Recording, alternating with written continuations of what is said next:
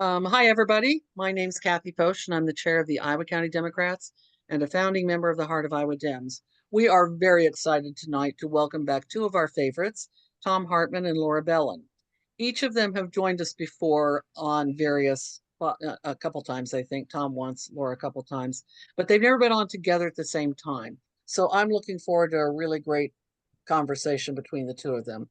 Before we start, just a few housekeeping items. We're recording this evening and we'll post that to the Heart of Iowa Dems Facebook page and YouTube in the next couple of days. You can view a transcript of this by selecting live transcription on the toolbar at the bottom of the screen. If you have a question this evening and haven't already asked it in advance, just drop it in the chat room by clicking the chat button on the toolbar. We will start with the questions that were submitted in advance and then get to as many of the chat room questions as possible. Also, feel free to drop in the chat room if you have suggestions for speakers and topics for future Wednesdays. We'd appreciate it. I'll drop the chat, our email, Heart of Iowa email in the chat room, and you can just get to us that way if you need to at any point. Now, just a little bit about both of our guests, although I think most of you probably know quite a bit about them. Thom Hartmann is an American radio personality, author, businessman, and progressive political commentator. He hosts a nationally syndicated radio show. I think he's been doing that since the early 2000s. He's also a publisher of about 20 books on diverse topics, and he also has a daily progressive newsletter, which I would encourage you all to sign up for. His latest book, which was just released, I don't know, maybe 3 weeks ago, is The Last American President, A Broken Man, a Corrupt Party, and a World on the Brink. It rips open America's wounded democracy to expose a terrifying truth, and this is terrifying. Donald Trump isn't an anomaly. He's the inevitable product of a system engineered to fail. So that's an upper. Um, anyway, Laura Belin is the lead author for Bleeding Heartland, which is about Iowa politics. She has followed elections since the 1980 caucuses. She found her love for writing when she was an analyst of writing about politics as an analyst for the Prague-based Open Media Research Institute and later for Radio Free Europe. She's covered Russian campaigns and elections and parliamentary politics and media issues, I think 95 to 2005, which spanned most of Yeltsin's presidency and then early Putin. The Fix at Washington Post named her as one of Iowa's outstanding political reporters and Bleeding Heartland among the best state-based political blogs. Talking Points said, on Iowa, I strongly recommend Laura Belin for a smart, skeptical look at the state's politics. I'm going to hand it over to Thom now, and he's going to make some opening remarks, and then he and Laura will start the conversation. Take it away, Thom. Yeah, thank you, Kathy, and thank you all for showing up tonight. It's quite a pivotal moment in the history of our country, and we're facing really significant headwinds. Just to give you a kind of a quick overview of the book, because that really is also an overview of the situation that we're facing right now. We have a guy in the bus who's basically broken. He grew up in an abusive household. His father was, according to his psychologist niece, a psychopath. His mother, they sent him off to a military academy during the summers, or excuse me, during the school year because he was uncontrollable in the public schools. And when he came home for the summer, his mother would leave town. She would go to Scotland, which is where she was from. She was a Scottish immigrant. The Trumps seem to have a thing about marrying immigrant women.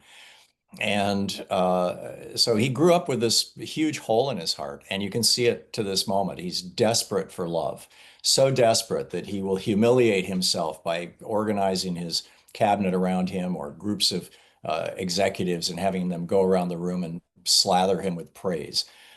He's desperate for crowds to love him. He was freaked out when the generals didn't applaud him. He's really genuinely a pathetic figure. This is not unique, by the way. That is almost exactly the description of how Adolf Hitler grew up. It's also a very close description of how Franco and Mussolini grew up. This is a very common, and Putin also, this is a very common constellation of life stories and psychological characteristics among people who become tyrants, who become dictators, or who become mass murderers. So, and I think you could argue right now that Donald Trump is both. He's so far killed over 20 people, I think, down in the Caribbean, And as far as we know, they're whale watchers or tourists or fishermen. But he's having a grand old time killing people. The Not to mention the people killed by USAID being destroyed. Oh yeah, and Myanmar is having a famine right now. I mean, people are dying. I mean, it's just a horrible situation. Mhm. Um, with regard to the middle of the book, it's really about how back in starting in the 1950s, really, 1954, Brown versus Board of Education, Fred Koch jumped in and funded the John Birch Society and their billboards all over America to impeach Earl Warren. And Fred Koch was just blatantly racist. And that became the foundation for the modern conservative movement. Um, then in Richard Nixon put uh, Lewis Powell on the Supreme Court in 1972. Powell came up in 71 with his Powell memo suggesting that business had largely stayed out of politics from the time of the Republican Great Depression right up until the 1971, because they got beat up so badly by both the Depression and Franklin Roosevelt that basically what Powell said was it's time to get back into politics because the communists are fixing to take over the country. And he scared the hell out of them. This was kind of the tail end of the McCarthy Red Scare period. And so the Kochs got very active in that, along with a whole bunch of other right-wing, very wealthy people. And they built this massive infrastructure, which exists to this day. The Charles Koch Foundation became the Cato Institute. They started, the Heritage Foundation, the American Legislative Exchange Council. Every single state has a state policy center. These are all very, very well funded. They funded a couple of universities, Hillsdale College, things like that. They bought 1,500 right-wing radio stations. They've got 3 television networks. They have a massive media and information machine that has just been cranking crap out since the 80s like there's no tomorrow. And it's been quite successful. It's altered American public opinion. Most people will say big government is bad, not even knowing what the hell that means, Mhm. for example. And so what happened was this infrastructure was constructed basically to satisfy the desire of morbidly rich, mostly men, not to pay income taxes and to not have their businesses being regulated. And that very mechanism, if they just kept it to that, it would be bad. I mean, that was kind of Reagan bad and George Herbert Walker Bush bad and arguably even George W. Bush bad. But that infrastructure could also be used to basically take over and destroy a nation's democracy. And that's exactly what Donald Trump is doing. He's surrounded himself in his second presidency, and this is the third of the book, with a group of people who are not just, I would say, not just fascist, but proud of it. Promoting the traditional fascist memes of a historic glory time in the past, of racial supremacy, um, religious supremacy, and an absolute disdain for democracy that has just swept across, that has stained the entire Republican Party to the point that they're willing to gerrymander states, they're willing to suppress votes, they're willing to purge voters from the voting rolls. Greg Palast, the former BBC reporter and New York Times reporter, did a report for my newsletter. He was on my program about 6 months ago, where he went through all the official government statistics on voting in the 2024 election and found that about 4.2 million people who were citizens who should have been allowed to vote were prevented from voting, either because about 3 million of them were purged from voting rolls, mostly in swing states, and about 1.5 million of them were their votes were challenged and thus not counted. Most of them mail-in ballots. They had this big outreach to come up with 10,000 people to monitor the counting of mail-in ballots and challenge signatures, saying that looks like a phony signature to me. Phony signatures almost never happen. Here in Portland, we've had for more than 20 years in Oregon, nothing but mail-in voting. And you never find this, that people are, illegally voting. But, well over 1 million people's votes were knocked out. The way they do it in these states is they challenge the vote, and then you have 5 days to come into the Secretary of State's office with your ID and present it. And typically they don't even notify you in the red states that you have to do this. Mhm. So Palast, having done that math, concluded that had those 4.2 million people been able to vote, not only would Kamala Harris be president right now, but that we would have a Democratic House and a Democratic Senate. And so this is the challenge that's in front of us right now. You've got a big election in Virginia in November. Virginia is controlled by Republicans. They are aggressively purging voters off the voting rolls as we speak. This lie of non-citizen voters and double voters, but principally the lie of non-citizen voters has been something that the GOP has been pushing since the 1960s when they first started Operation Eagle Eye. William Rehnquist down in Arizona helped start that. And he was a big burly guy, and he would stand outside Hispanic and Native American polling places and basically intimidate people into not voting. This was before voting ID laws. This was in the election of 64, actually. And then, he was rewarded for that eventually by being made Chief Justice of the U.S. Supreme Court.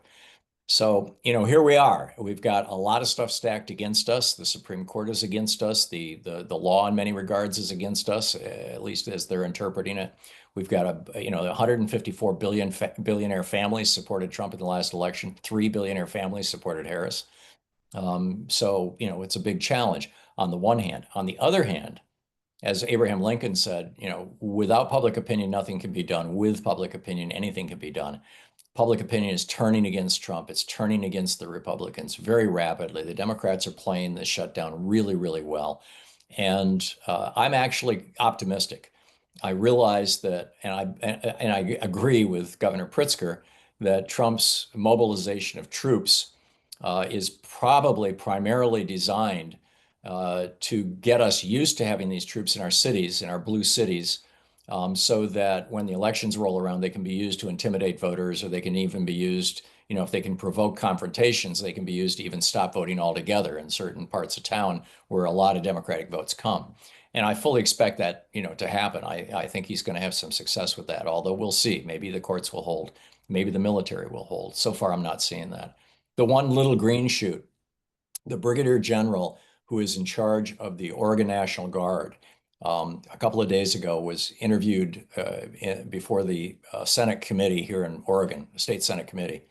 And they asked him his position on the Oregon Guard being mobilized. And he just said it out loud. I played it on my program today, the video clip. He said, the Oregon National Guard has two jobs. One is to defend the nation in the event of invasion, and the second is to protect the people of Oregon. So if we are mobilized, we will be here to protect the people of Oregon, and that means the protesters. We will protect the protesters. That will be our job if we are mobilized, which blew my mind. Because this guy is just a spit and polish brigadier general with the star and the whole, all the medals and everything else. I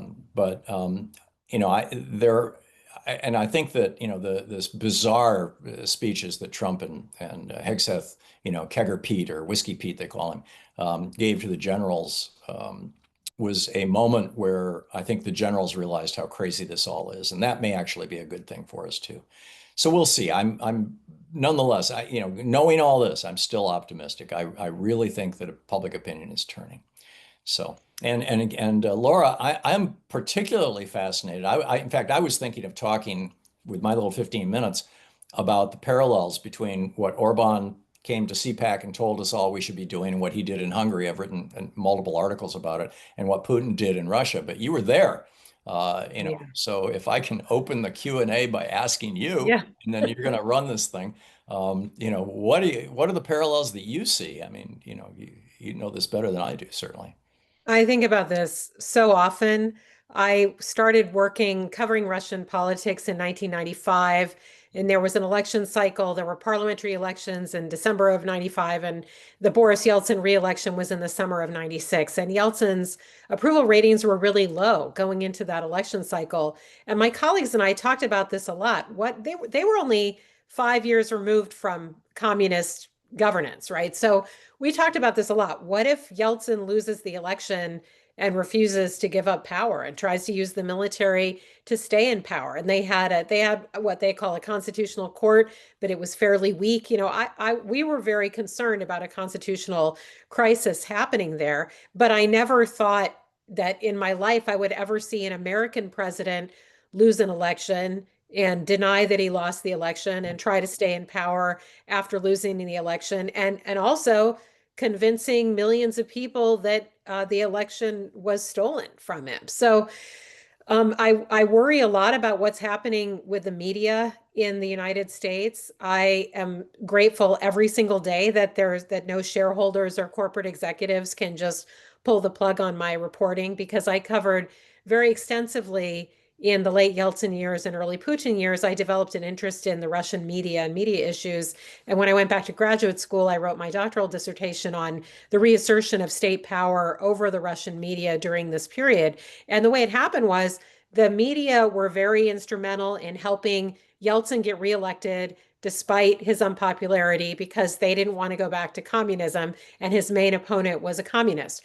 And so then after the 1996 reelect, all of these people, they in Russia they call them oligarchs. I guess now we're calling them oligarchs in the United States as well. But billionaires who had gotten rich through crooked privatization, some of the major companies like the oil state-owned gas monopoly and oil company. So they started buying up these influential private media outlets, and then Yeltsin a little bit, but especially Putin, they were able to use the levers of state power to threaten these oligarchs. And so it was the corporate owners or shareholders were the ones who fired the editor or pulled the TV show off the air, or in one case, pulled a whole network off the air. So it was like, if you're a shareholder, it couldn't possibly be in your financial interest to pull the network off the air. And yet they did for political reasons. And so when I see huge media companies settling absurd, frivolous lawsuits that they should be fighting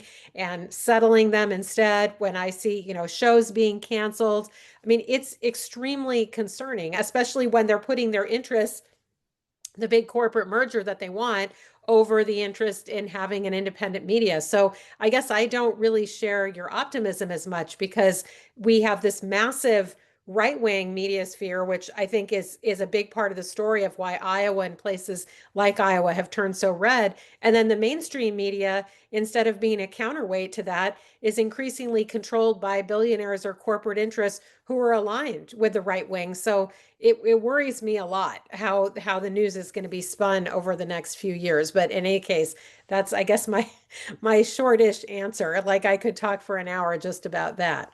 I asked I asked ChatGPT once if it could give me a list of times that Trump and Putin had a telephone conversation or a physical meeting that were followed within a week by Trump taking a dramatic action that made America more like Russia. And it Oh gave me yeah. a long list of these absolutely, do you think that that Putin is literally giving Trump blow by blow? Here's how you do it. I don't know. There are always rumors, right, that Trump was a KGB asset or whatever, that he took out the ad criticizing NATO, even going back to the 1980s. I That mean, was it. I have no idea whether Russia has information about Trump, but I will say that if you wanted the American president to serve the interests of Russia, like, you could hardly do better than what Trump is doing. I mean, weakening the NATO alliance and everything. There are so many things that he's done that serve Russia's interests, not the interests of the West. And I don't know whether he does that just because he's easily manipulated by flattery. I mean, Putin was a KGB guy. He wasn't their best and brightest, right? They sent him to East Germany. They sent their best and brightest KGB operatives to the Western capitals. But in any case, he was trained in the KGB. And I think that Trump is very easy to manipulate. But I have no idea, except to say that it is an absolute disaster for United States security and democracy, as you point out. And Putin, when he was coming in, I covered that 1999 2000 election cycle. This was the one where he came almost out of nowhere. Yeltsin appointed him as prime minister, and then less than a year later, he was elected president. And he just didn't seem normally constructed. I don't know how to put it other than that. He didn't come up through politics in the normal way. He didn't serve in the parliament, and he just didn't seem to have any kind of respect for political dissent, just even from the beginning. And of course, then after I stopped working in the field, it got a lot worse. But something like jailing, if anyone remembers the punk rock group Pussy Riot, when he threw them in jail, I mean, it was just kind of like Yeltsin had a lot of flaws, but Yeltsin would never overreact to some punk musicians criticizing him because he was like a larger than life political personality, and he kind of understood politics a little bit better than Putin, where Putin is just interested in raw power. Yeah, fascinating. So, shall we do Q&A? Yeah, let's go. I want to start. There are a lot of questions about Iowa, but let's start with some of the more national ones. First of all, I mean, what are the chances of having fair elections in 2026? If there were a great turnout and Dems were crushing it, I fear the worst. And what are your thoughts about that, Thom? Yeah, I've sort of addressed that. The Republicans are doing everything they can to rig these elections from radical gerrymandering that's underway right now. Bringing in dark money. It's such a shame that Kirsten Sinema and Joe Manchin stabbed us all in the back because the For the People Act would have drained all that dark money out of the system and disempowered these billionaires. And now, If the Supreme Court didn't strike it down. yeah, well, there's that too. Now with the Ellison family, buying CBS and TikTok going to the right and everything else, it's going to be a tough one. It's going to be a real tough one. But that said, I don't know. Maybe I'm a hopeless optimist, but I just we have we have a 250-year history of democracy in this country, or at least a progressively better and better with every generation, getting closer and closer to a reasonable democracy. And uh, for us to throw that away just strikes me as nuts. And the polling is suggesting that people really don't want what the Republicans are selling. Mhm. So, whether they can dig out of that hole over the next 14 months or not, I don't know. But what I do know is that we all have to make sure that we're registered to vote. We all have to be talking to all of our friends and neighbors. We need to get as active as we can. We need to be leading our elected officials. And if you're represented by a Republican, and I know most of you probably are, we need to be reaching out to them on a weekly basis and asking them to stand up for the principles that Barry Goldwater and Mitt Romney and Dwight Eisenhower and even Richard Nixon would have stood for, rather than this crazy stuff that Donald Trump is promoting. I will say that I think that, I mean, we will have, broadly speaking, at least in Iowa, I do expect the elections in 2026 to be fair. There was a question about voter suppression, and Republicans have done a lot to make early voting more difficult in Iowa and limit things. I still think that, generally speaking, that people are going to be able to have a fair election. The scenario that really worries me a lot right now is this special election winner in Arizona not being sworn in yet. I really worry that if the House of Representatives comes within just a handful of seats, that the Republicans just won't seat a few of the Democrats and they'll You're just hold talking on to about their power. Adelita Grijalva?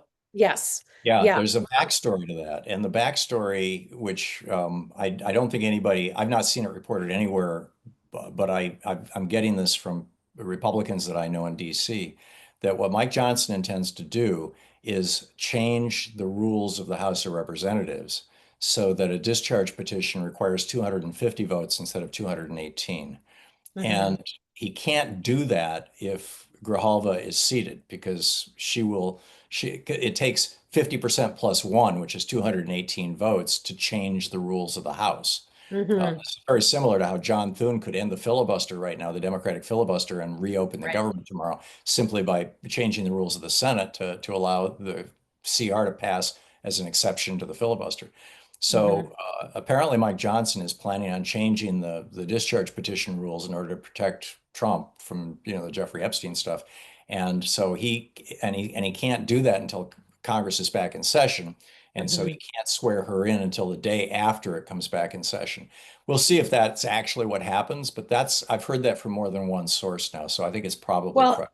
I mean, that makes sense. I'm just worried about January 2027. I mean, I think if the Democrats won like a 15 or 20 seat majority in the House, I don't think that this would be feasible. But I really worry that if it only comes down to a handful of seats, Yeah. the Republicans are going to use bogus claims of voter fraud to just refuse to seat. I mean, legislatures generally have the ultimate authority on who to seat after an election. I mean, there are laws that govern some of this stuff, but like they could, I just worry that the Republican majority could try to engineer staying in power if it's not like an overwhelming Democratic victory in the midterm. So I worry about that a lot.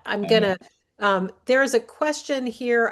We have a candidate for the Iowa House who wants to know. She's running in a red district in Northeast Iowa. India May submitted this question ahead of time. What are some realistic ways for a new candidate to start building cross-issue or cross-community coalitions? Have you seen anyone succeed at this?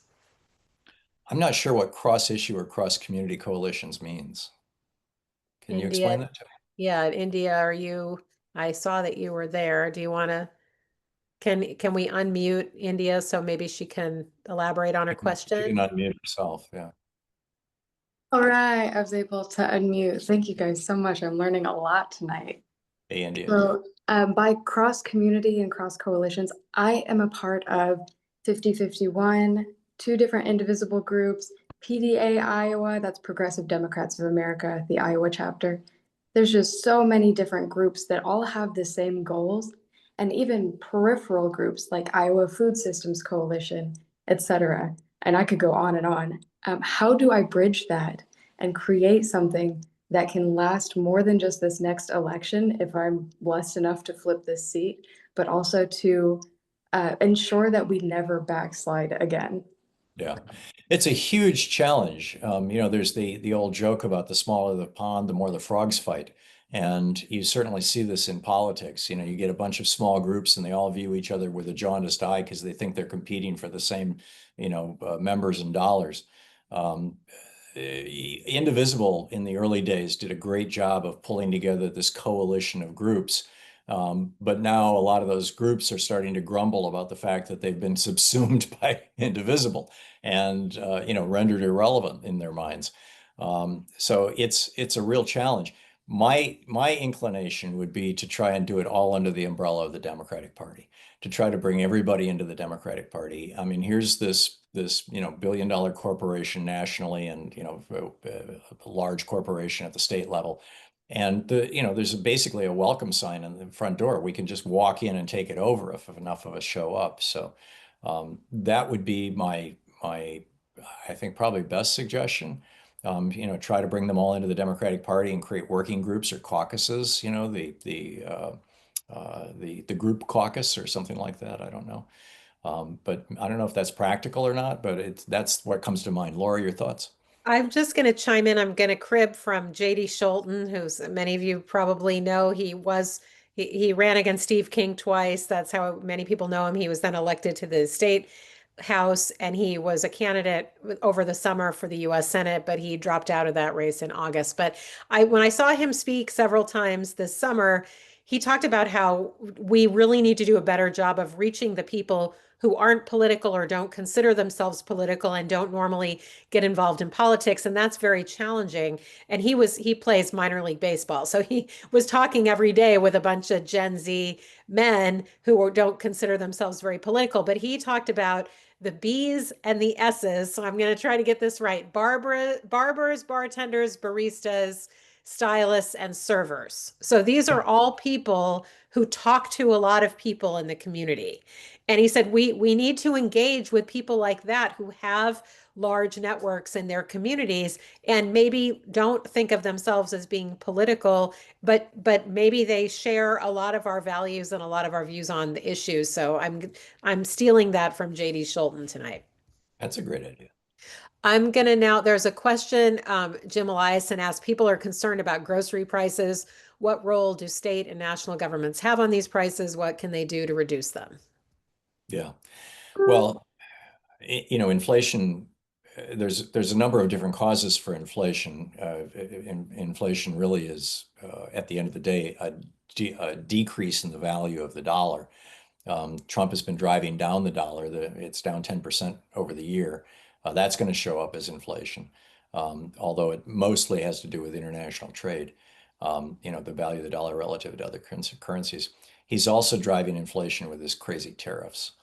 So, those are not things that state officials have any say over. On the other hand, state officials do have some considerable power over over the behavior, or not necessarily power, but influence over the behavior of their federal officials. So, to the extent that Iowa farmers are getting screwed, for example, I don't know if you're growing soybeans there, but it's the big thing. Yeah. Um, they could be raising a lot of hell around that, particularly since Trump just gave $20 billion to Milei down in Argentina, and Milei immediately then took that money and did away with his own tariffs on soybeans so that the Chinese would buy from him instead of Brazil. So, here you've got Trump subsidizing soybean exports to China from Argentina with taxpayer dollars at the same time. It's crazy. It's just crazy.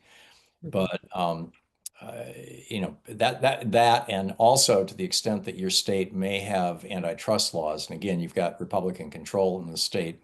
Republicans tend not to want to enforce antitrust laws, but competition is the great leveler when it comes to prices. And so the extent to which you can expand competition by breaking up giant monopolies is always a good thing. Even if the Republicans are not inclined to do that, you can lean on them, you can shame them into it, you can raise some hell about it. So things like grocery chains and big box stores and stuff like that. I mean, I think that politicians have less influence on inflation than we think. The exception might be these tariffs that Trump is doing. But I would say that I don't know how much state officials can influence food prices, but one of the stupidest things we could do is try to deport millions of immigrants, because the food system is absolutely dependent on immigrant labor. So I would Right. just add that. There's a question here. Jordan True wants to know, with a strategy to flood the zone with so much news that we can't keep up, how do you prioritize which stories must be reported on? And what recommendations do you have for readers to balance staying current on vital issues without overwhelming ourselves? Yeah. Well, I'm not sure how to advise people to not get overwhelmed. I spend about 4 hours a day just reading media and searching for stories. I've got to come up with 3 hours of live radio programming every day. Plus, Mhm. I write a newsletter every day for HartmanReport.com. But what I do know is that we need to be informed. For my program, I look for stories that are either big stories that I can have a take on, like, what's going on with ICE taking over cities, or the military coming in and taking over cities, or more obscure stories that actually tell a larger story that tend to be ignored by the media. For example, one that I spent about 20 minutes on the air today is this woman in Texas, where her abusive boyfriend got her pregnant. She got an abortion 2 weeks later after they had broken up, because he had put a gun in her face. And she had reported him to the police, and he'd been arrested. He discovered that she had had an abortion. He found the mifepristone package. And so he called the local police, the local sheriff, Sheriff King in Johnson County, Texas. And Sheriff King then basically put out a nationwide bolo, and they searched 83,000 license plate reader cameras all across the United States looking for this woman, because he had issued a warrant for her for homicide, because he claimed he didn't know what stage the pregnancy was at. And but the story that they told the media when she went to the press about this was, oh no, the family was concerned that maybe she would bleed out because she was going to have an abortion. Well, she'd had the abortion 2 weeks earlier. Mhm. And so now the BS of this story has been revealed. But again, it's just been a kind of a local Texas story. You add that to the story I did yesterday about how in I believe it's North Carolina, or maybe it's South Carolina, a group of legislators for the third time in 1 year, just this year, have proposed legislation that would give women the death penalty, execution by lethal injection for having an abortion at any stage of pregnancy, and would outlaw mifepristone and would outlaw virtually all birth control except condoms. And this every single time this gets introduced, it gains another 4 or 5, more Republicans who sign on with it. So, I look for those kind of stories as well. Your thoughts? Yeah, this is something I struggle with every day, Jordan.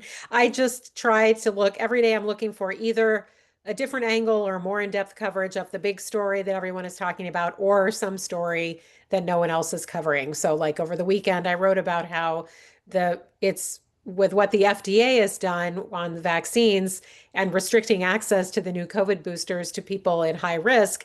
Some blue state governors have made it easier for people to get the shots, but of course, Iowa's governor has not done anything like that. So I thought that was a story that nobody else was covering. But I mean, it goes into we had a question about RFK's vaccine and healthcare policies. Is it related to eugenics, or what's going on there? Why is Iowa's governor opposed to vaccine mandates as well? But I'll ask you just broadly for your thoughts on what's going on with vaccinations policy. When COVID happened, I had a couple of friends who were, fairly well-known lefties. One was a nationally known comedian, who just went down this health rabbit hole and got into ivermectin and hydroxychloroquine, and they were everybody's looking for hope. We were scared to death. People were dying. 1 million people died. I mean, it's no small thing. And so as they went down these rabbit holes, they were snatched essentially by these hardcore right wingers and dragged into this whole QAnon thing. And I lost several friends to QAnon. I mean, it just blows my mind when I think about it. These are smart people. And Mhm. so that has now become a large enough constituency that has entirely gravitated to the Republican Party, that any elected Republican knows that if they blow off that constituency, they might be blowing off the 3 or 4 or 5 or 6% that they need to win the next election. Yeah. So I would guess that's why Kim Reynolds is going along with this insanity. Yeah, I mean, initially, Kim Reynolds got vaccinated for COVID on TV at one of her press conferences. She was encouraging people to get vaccinated, and then pretty quickly, she started pandering to the anti-vaxxers in the party. And now everybody, I mean, it's incredible to me how many Republicans. I saw a video at an event last year, the state chair of the Republican Party, his voice sounded bad, or he was coughing or something, and he's like, I've been under the weather, but don't worry, I didn't get a shot. It's like Hmm. how did this become a thing where Republicans are against vaccines? But I wrote something over the summer, a profile of a guy named Joe Mitchell, who's now he's running for Congress in the Northeast Iowa district. But at the time, he was just, an unqualified person who got a senior role at HUD under Trump. But anyway, I mean, I thought frankly, it was a pretty unflattering article about him overall. But I heard like later from a mutual acquaintance that the thing that he was most worried about was that I included a picture of him getting the COVID vaccine in 2021. Before it became this taboo thing in Republican circles, he had posted a picture of Marionette Miller Meeks actually gave him his COVID shot. So I think it's part of the Republicans being afraid of their own base. I mean, I think RFK Jr. is a true believer in the anti-vaccine stuff, but I think that most of the politicians who go along with this are just afraid of angering that. There's another. I want to focus on the national questions. You touched on this a little bit, Thom, but Glenn asked, "Is the military the last line of defense for American democracy? Will they follow their oath to the Constitution, or will they follow illegal orders? And is blowing up boats in the Caribbean a violation of their oath?" There's a growing belief that that may well be the case. David Corton is an old friend of mine. We spent a week with the Dalai Lama back in '99 in India. I've known David for years. He used to work for the World Bank. He and his wife Fran lived around the world. He wrote a national bestseller in the early 2000s called When Corporations Rule the World. And he's got a newsletter, and a couple of days ago in his newsletter, maybe last week in his newsletter, after that meeting, he wrote, and he's got a military background also. He wrote, I know some of these guys. And he said that prior to Hegseth pulling all these people together into one room, all of these generals and admirals and whatnot were silent. They had very little contact with each other, and at least very little social contact with each other, where they could, kind of let their hair down. And so they would be probably more likely to execute an illegal order if they were uncertain about its illegality or about the consequences of executing it. But by bringing them all into one room and doing this just batshit crazy, forgive my language, rant, Hegseth, saying that women and blacks in the service were only there because of their gender and race, and Trump talking about we're going to send the military into our cities to do training operations. At that point, a lot of those generals, probably the vast majority of them, went, holy cow, this is worse than we ever thought. And it probably steeled their resolve not to go along with fascism in the United States, not to go along with the takeover. So we'll see. But, we've lost the Supreme Court, we've lost the House, we've lost the Senate. It's I done. think I worry about the Supreme Court, and I'm not an expert in any military affairs, but I worry that if the Supreme Court gives its blessing to Trump deploying the military for domestic purposes, that it's going to make it very hard for anyone in the military to stand up against those orders. So this is kind of a related question, but what are the possibilities of police enforcing local and state laws and the Fourth Amendment against ICE? I would say in Iowa, the possibilities are practically zero because our governor has basically ordered all law enforcement in the state to cooperate with ICE. But Thom, I'll throw that to you nationally. How do you see that playing out? Well, you've got the chief of police here in Portland is outspoken against the federalization of troops. His position in ICE is that Portland's a sanctuary city, Oregon's a sanctuary state. We don't cooperate with ICE, and so he just doesn't. And he's standing up. And I realize that an awful lot of the cops on the beat are hardcore right-wing MAGA guys, and he's got to be dealing with that dynamic as well. I wrote an op-ed a week or so ago in Hartmann Report asking or arguing that it's time to start arresting people. It was up on Daily Kos for a couple of days too until this morning. And I really think it is. These guys are committing state crimes, kidnapping, violence against persons, assault. Look at how they trashed that apartment building in Chicago, stole people's computers and phones, had no warrants. I mean, every single one of them should have been arrested. So, but on the one hand, on the other hand, I think that probably governors like Pritzker and Gavin Newsom are looking at this thinking, if I order my people to arrest an ICE officer, A, will they do it? Will this be the showdown that I might lose? And B, if they try to do it, will the feds pull out their guns and will we have a confrontation? Could it be the beginning of an American Civil War? So I'm very skeptical that anybody's actually going to do it, but I think it should be done. Glenn is asking, Thom, you wrote an article promoting a national Democratic Party shadow cabinet to help win federal elections. And he wants to know, would that be feasible? And is anyone doing anything like that on the state level? I'm curious to know how that would work since we're not a parliamentary system, we don't have like a single opposition party. I mean, the Democratic Party in different states could be quite different. Yeah. Well, we do, because we have first past the post, winner take all elections, we basically only have two parties, which actually makes it a little easier. We just have no tradition of it. The shadow cabinets, in the UK, for example, Labour's in charge right now. So the Conservatives have picked individuals that may or may not be those individuals when they come into power, most likely typically are, but not always.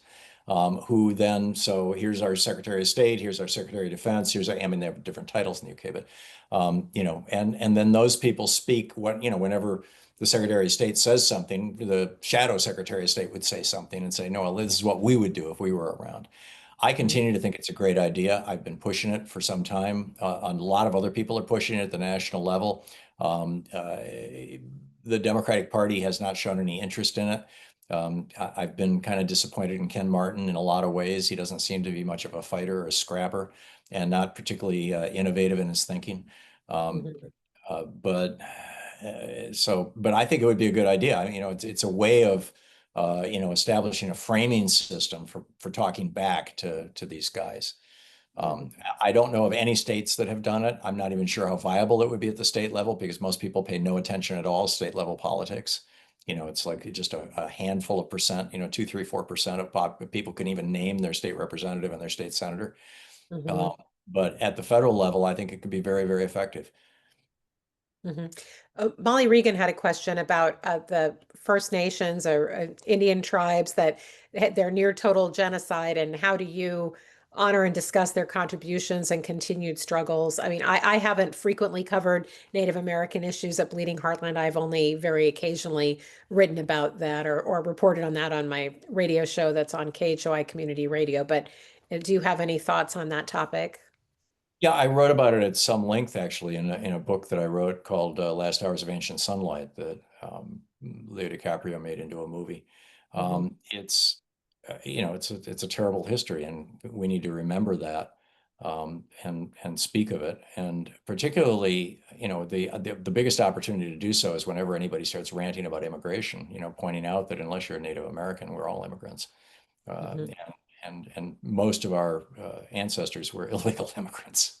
The Indians did not, the Native Americans did not want us here, at least after the first few years, you know, then when they figured out what we were all about.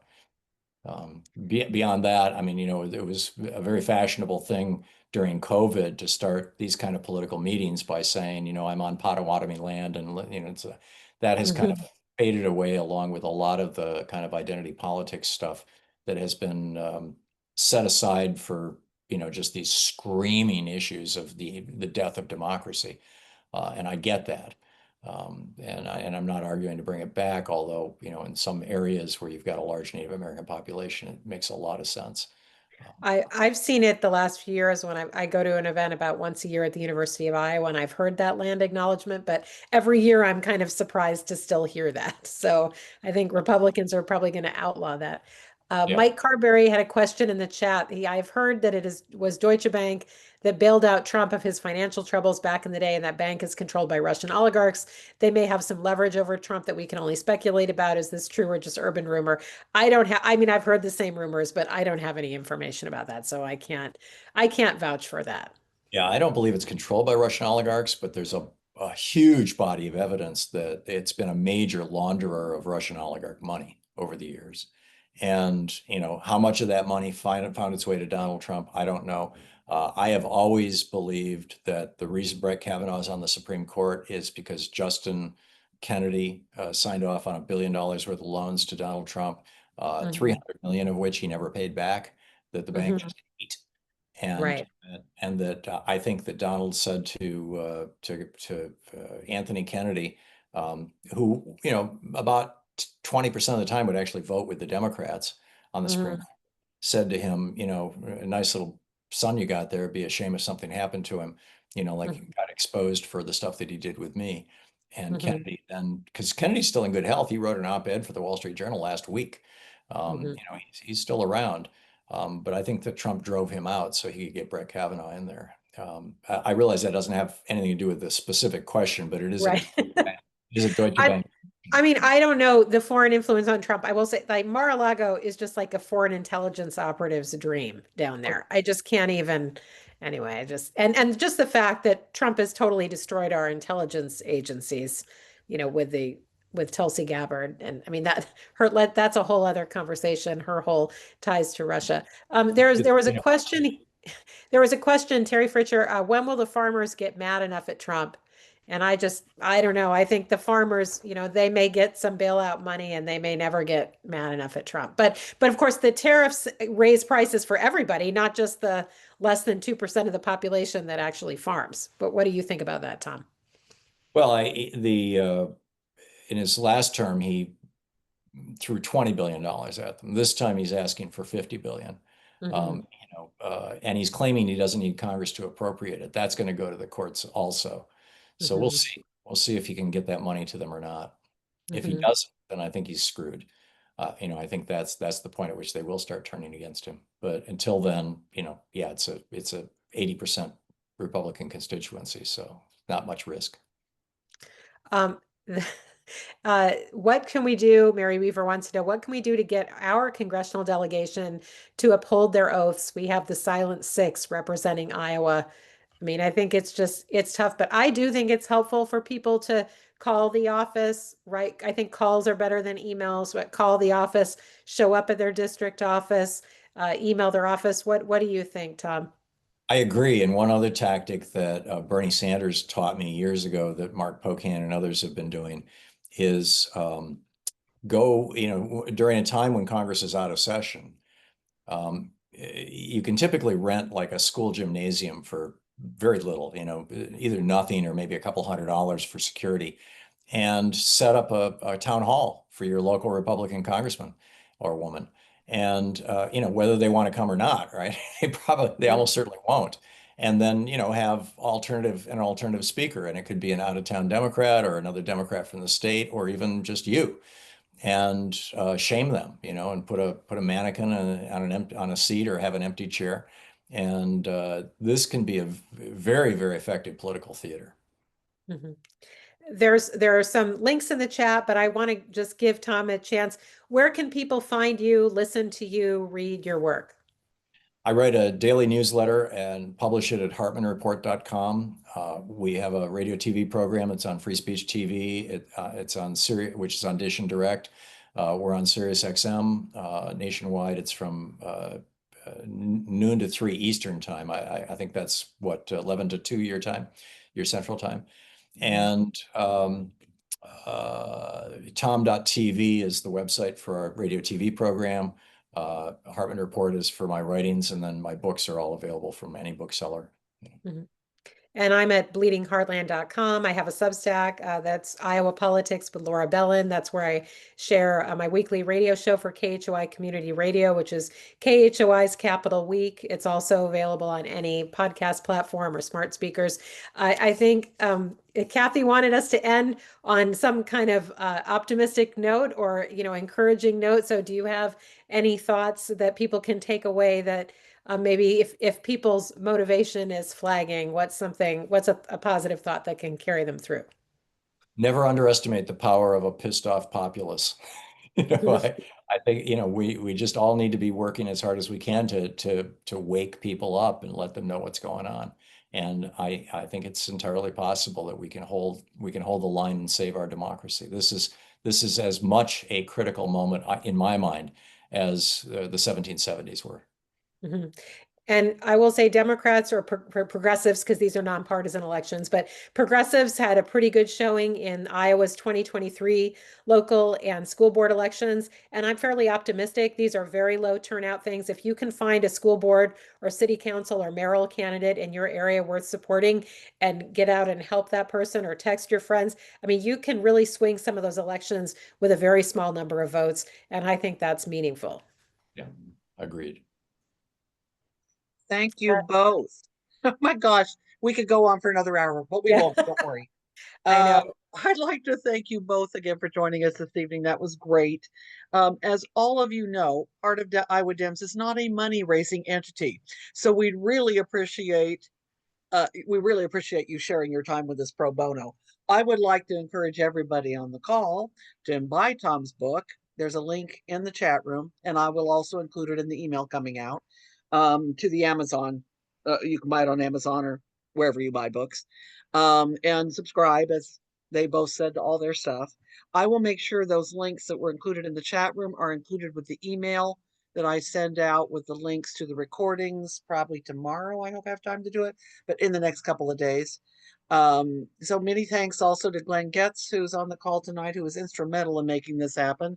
He was the first person to reach out. He's a huge fan of both Thom and Laura, as am I. We talk about their stuff all the time, just on the phone.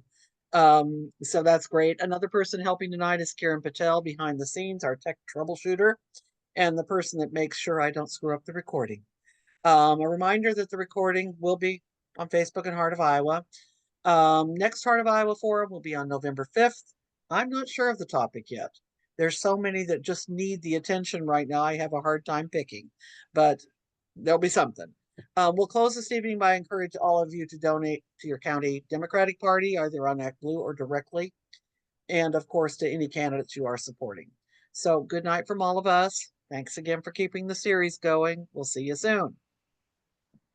And thank you, Kathy, too. Oh, you're more than Thank welcome. Come you. back anytime you Yeah. want.